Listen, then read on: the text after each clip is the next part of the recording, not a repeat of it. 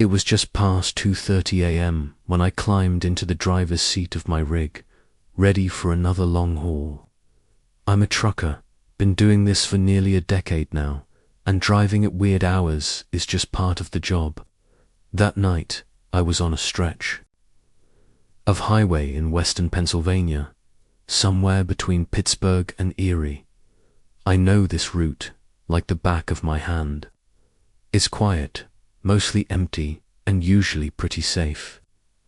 At least, that's what I thought. I was 34 back then, and I'd already logged thousands of miles on this road. The weather was cold and crisp, the kind that sinks right through your jacket if you're not careful. Inside the cab, I had the heater cranked up high, but I could still feel a slight chill creeping in now and then. Outside, the sky was a deep, endless black, dotted with a few stars barely visible through the thin cloud cover. The highway stretched out in front of me, its worn yellow lines glowing faintly under the glow of the few street lamps spaced miles apart.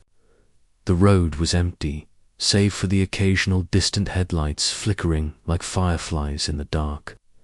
I kept my eyes on the road and hands steady on the wheel, the steady hum of the engine filling the silence. To keep myself alert, I had an old, classic rock playlist running on the radio, nothing too loud, just enough to keep the lonely miles company.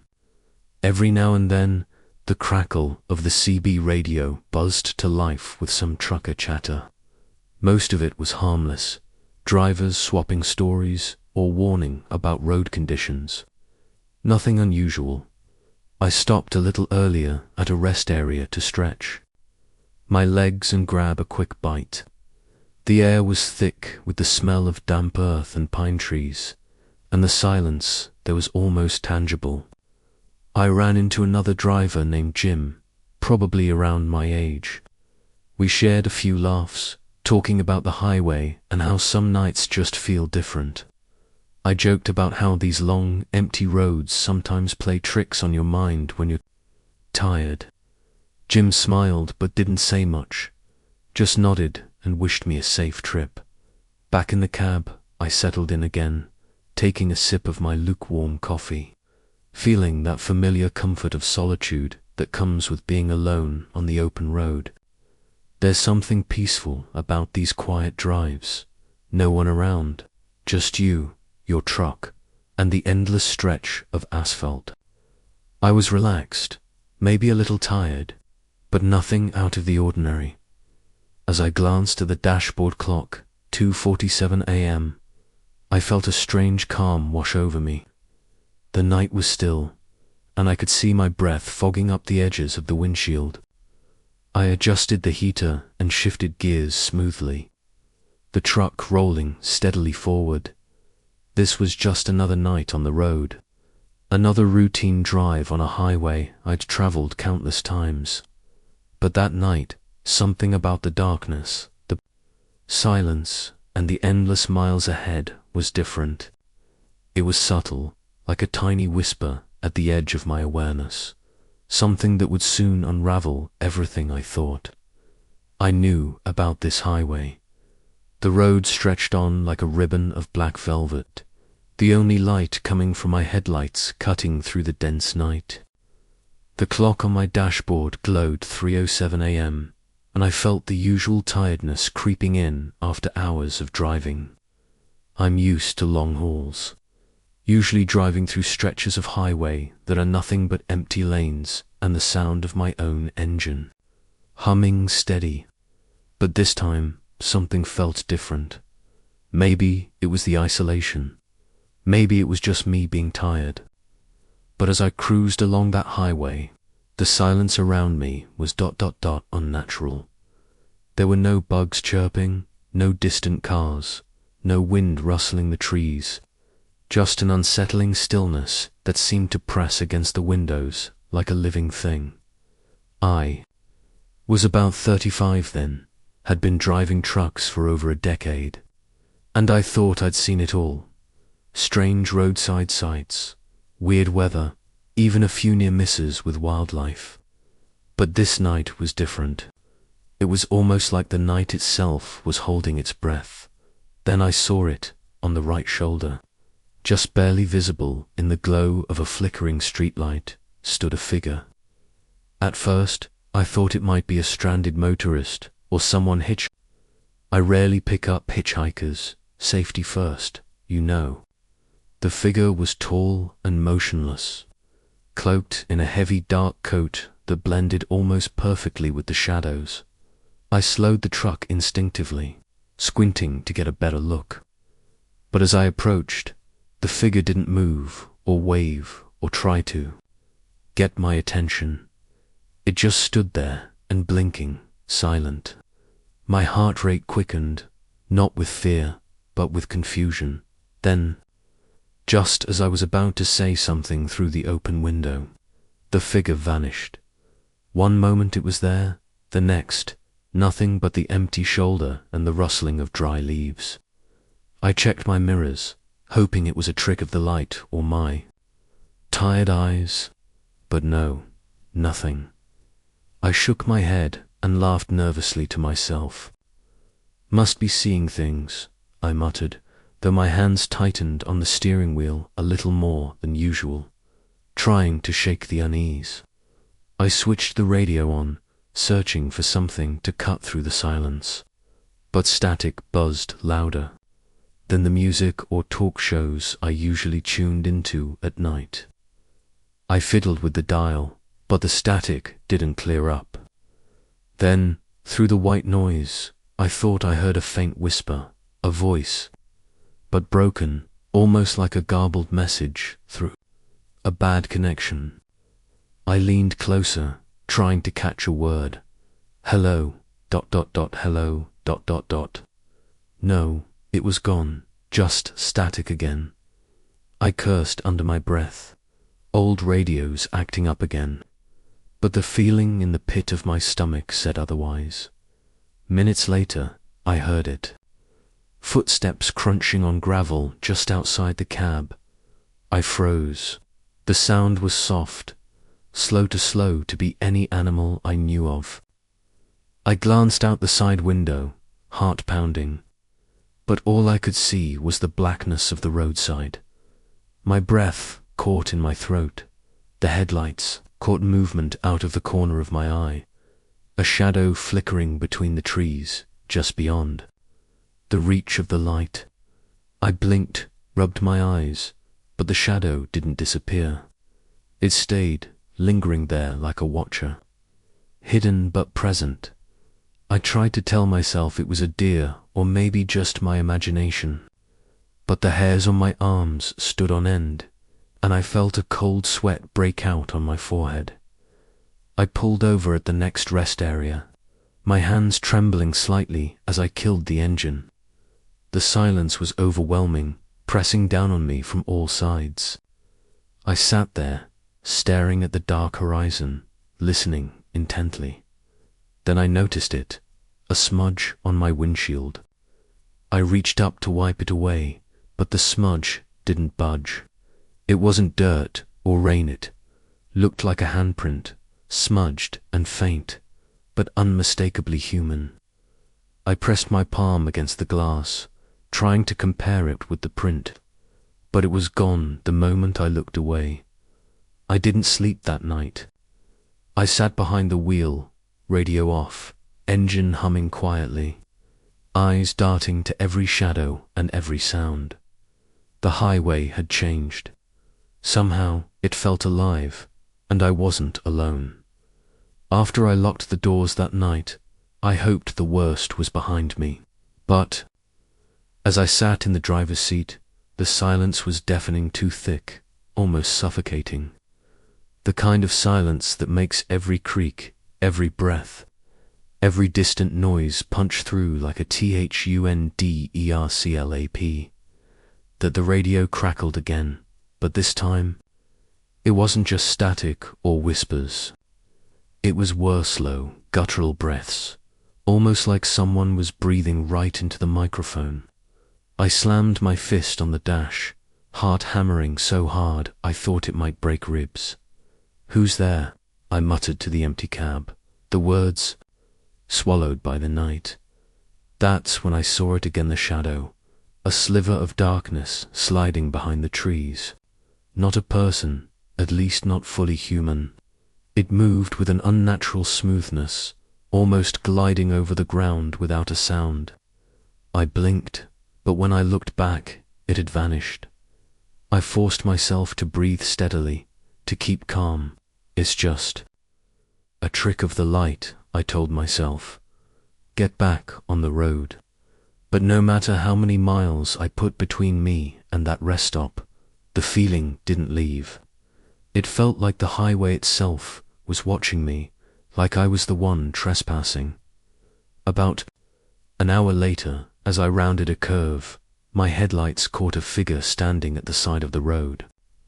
A man, maybe, but his face was obscured by a hood. He didn't move or signal, just stared, motionless.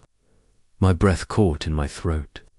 I slowed down, but couldn't bring myself to stop. The truck's engine rumbled beneath me, loud and steady. Yet the silence outside was heavy, unnatural. I passed him. The figure didn't flinch. Then, just a mile ahead, I caught a glimpse of something in my rearview mirror. Pair of eyes reflecting my headlights. Not the figure I passed, but something else, something smaller, crouched low by the roadside. My pulse quickened. I slammed my foot on the accelerator, desperate to outrun the creeping dread. But every time I looked in the mirrors, shadows lurked at the edges, shapes flitting behind the trees, faces briefly illuminated in the moonlight, then gone. The radio hissed again, louder this time, filling the cab with static and distant, distorted laughter. The kind of laughter that isn't amused, it's cruel. My hands trembled. I felt sweat slick on my forehead. Even though the night air was cool, I thought about stopping to call for help. But where? The highway was miles from the nearest town, and the cell signal was spotty at best. I tried talking out loud to stay sane. All right, it's just the night messing with me. Just a long haul, ... nothing more. But the voice coming back from the speakers was distorted, echoing in a way that didn't match my own. I glanced down at my phone. No bars, no signal, just dead silence, like the world had cut me off. That's when the engine started acting up, stuttering, coughing, losing power. My heart sank. This wasn't the time for mechanical failure. I pulled over as far off the road as I could, the engine wheezing to a halt. Darkness swallowed the cab immediately. No streetlights, no passing cars. And then I heard it, a soft tapping on the side of the truck, tapping light, deliberate, like fingernails drumming on metal. I froze, my breath hitched, the hairs on my arms stood on end. I reached slowly for the door lock, my fingers fumbling as the tapping grew louder, more insistent. "Who's there?" I demanded, voice cracking, silence, then a whisper, so faint I thought I imagined it. "Don't stop." Panic surged through me. I slammed the engine back to life, threw the truck into gear, and tore back onto the highway, leaving the unknown behind. But no matter how fast I drove, the tapping seemed to follow in my mind, echoing in my ears, the warning haunting every mile. I must have driven for 20 miles straight without blinking. No music, no radio, no distractions, just white-knuckled focus and the constant hum of my engine like a heartbeat. The highway felt endless. Every turn looked the same, every stretch of asphalt leading nowhere. And the deeper I went, the more I felt like I wasn't just on some forgotten road but trapped in it. That's when the fog started. It rolled in without warning, dense and sudden, blanketing everything in white.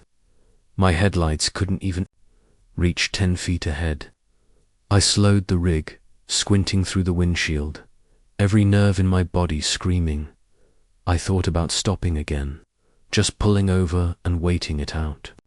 But something told me not to. And then my headlights caught something in the road. A man, standing, dead center, in the lane. No lights, no vehicle, no movement, just standing there, facing me. I slammed the brakes. Tires screeched. The rig groaned. The trailer fishtailed slightly on the shoulder, and I braced for impact, but it never came. When the truck finally stopped, I was about 15 feet away from where he had been. The road was empty. Nothing there. I sat there shaking, breath shallow, lungs refusing to fill. I scanned the road ahead, mirrors, even leaned out the window, but there was no one. Just fog and silence and the stink of hot rubber. Then something moved on my side mirror. A face, pressed against the glass, pale, blank, smiling. I screamed and jerked back so hard I smacked into the driver's side door. The face was gone. I scrambled to lock the windows, though they were already shut in through the truck into gear, engine sputtering from the abrupt stop. But as soon as I tried to move, something hit the trailer hard. The whole cab shook, then another thud, this time from the roof. I looked up, as if I could somehow see through the ceiling. But all I saw was the interior light flickering just once, then going dark. Then I heard it again, tapping. But it wasn't soft this time. It was urgent, angry, whatever was on my truck. It wasn't trying to get my attention anymore. It wanted in. I punched the gas, tires screeching again as I fought to keep the trailer from sliding in the fog. I swerved back onto the road, heart pounding so hard I could hear the blood in my ears. I could feel it still up there moving, crawling across the roof like a weight pressing down, shifting from side to side. The cab creaked with every movement, like the metal frame might tear open at any second. I was yelling no nonsense, prayers, curses, don't remember, just raw panic in my throat. And then it dropped. Something fell off the back of the truck into the road behind me. I caught it in the mirror. Just a blur, a shape twisted in ways that didn't make sense. But I didn't slow down. I drove, faster than I should have, faster than that old Freightliner liked. The fog cleared after a few miles, like someone had shut off a switch, but the quiet that followed was worse. No sounds, no tapping, no whispers, just silence, until I glanced in the mirror again, for a split second less than a blink eye, saw the back of the trailer, covered in handprints, dozens of them pressed in dirt, some large, some tiny, some with fingers that were too long. I didn't stop. I didn't check the trailer. I just drove straight through till sunrise. I didn't drive straight home. I parked at a gas station, just outside town, and sat there with the engine idling, the heat humming through the vents.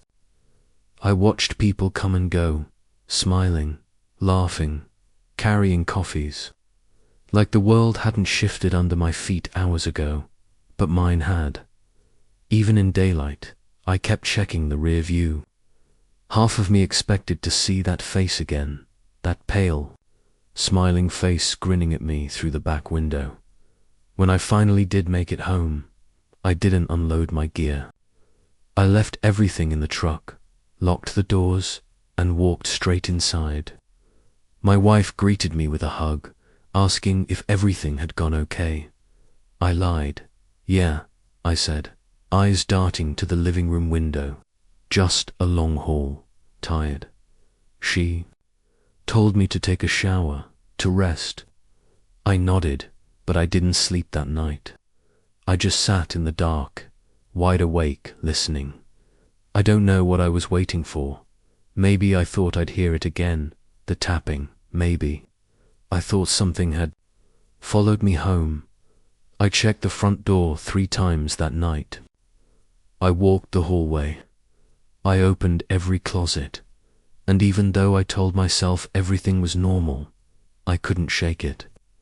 That weight, that feeling like I'd been touched by something that didn't want to let go. For the next few days, I jumped. Every time my phone buzzed, I stopped listening to the radio entirely. Every hiss of static made my chest tighten. I started sleeping with the lights on. Not that I slept much. I called my dispatcher a week later and told him I wanted off long hauls.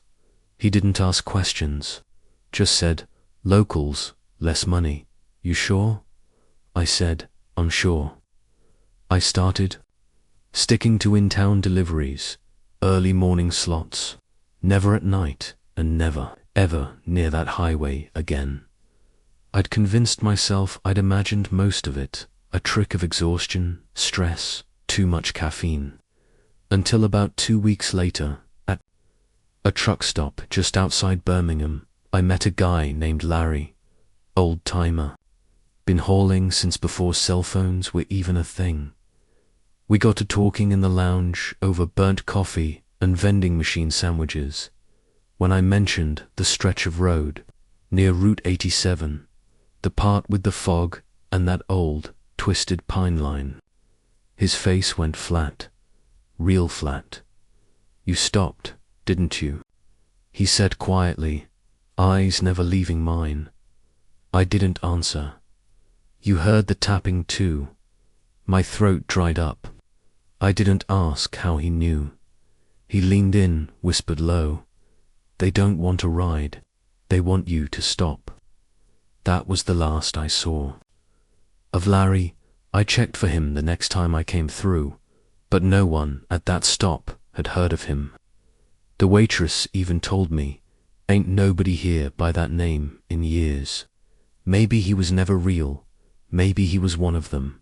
Sometimes, late at night, I still hear it. When I'm sitting in the cab at a red light, or parked outside a warehouse before dawn, I hear a faint noise behind me, tap, tap, tap. Always 3, always soft. I don't look anymore. I just grip the wheel a little tighter and remind myself what I've already learned the hard way. Some highways don't want you to get off, and if you stop for them once, they remember you forever.